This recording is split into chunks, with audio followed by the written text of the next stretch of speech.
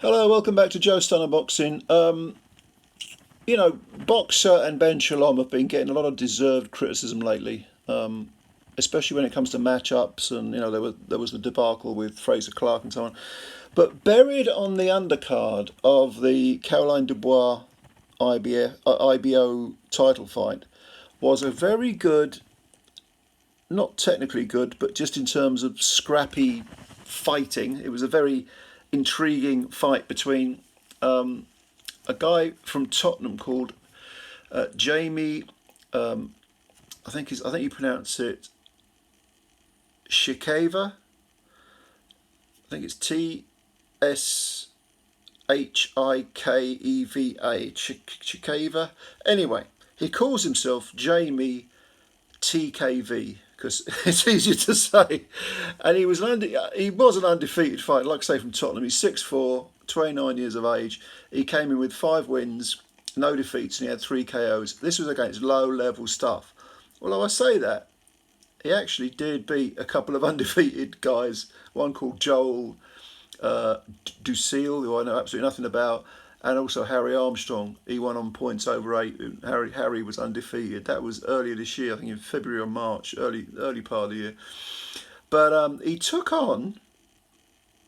This is a good bit of matchmaking. Fair play to Boxer for this one, because he took on a guy called Igor Macedo, who is the current the current Brazilian heavyweight champ.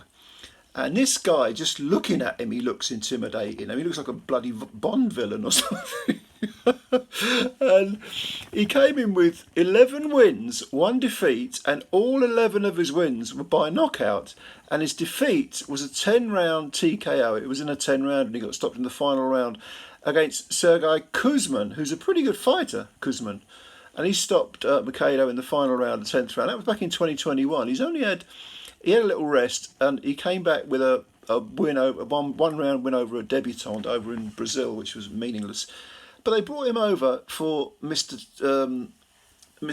Tshikeva, Jeamie Tshikeva, and this guy is this Brazilian fella, 6'3".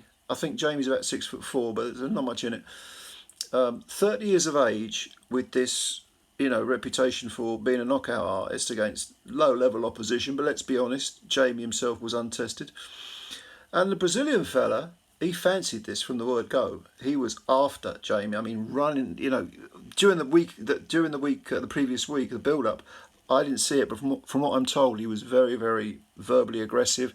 And he said, "I'm coming to win. I'm going to upset the apple cart." I'm paraphrasing, obviously. I don't speak Portuguese at all.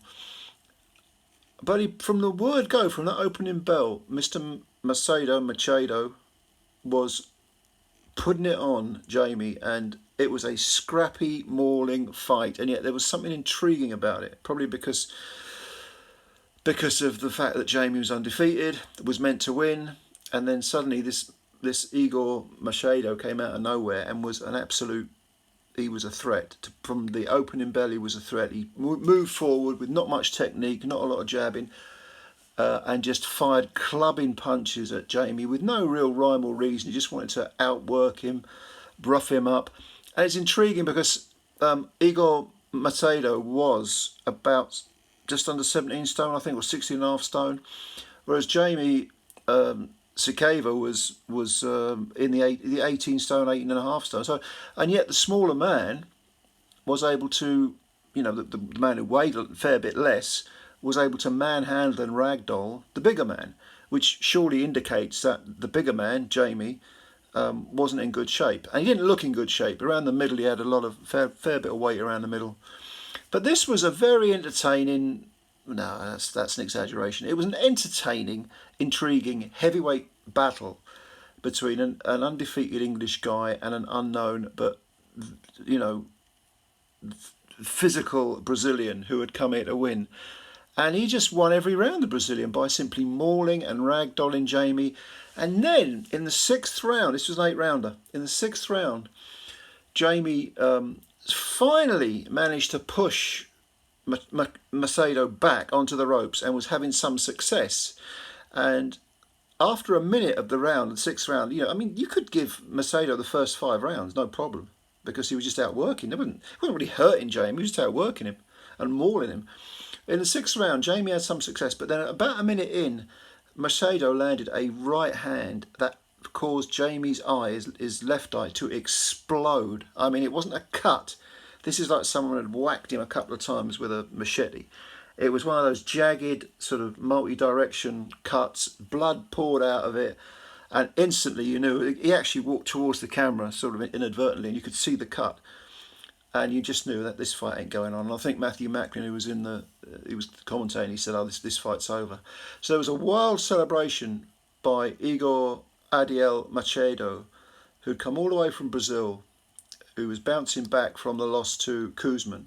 Had a bit of time out. This was his 2nd fight back, his first real fight back anyway.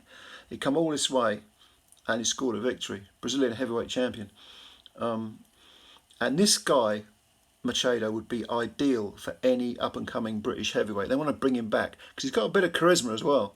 He's got that sort of Alan Babbage thing going on. I mean, Babbage was exposed badly in his Bridgerweight title fight, got done in a round, but this guy seems to have more toughness. He may not hit as hard as Babbage, but he's got that raw determination. I'm going to outwork you. I've got limitations, technical limitations, but I'm going to get hold of you and maul you, and I'm going to win the rounds individually, and then I'm going to come out on top. And he's now 12-1 with 12 KOs, so you can sell him on that point. I'm sure this guy will be brought back for other British fighters. He should be, because he can create some entertaining stuff. And I'll bet you Matchroom have a look at him as well and think, okay, we'll bring him over for, I don't know, Johnny Fisher or something like that.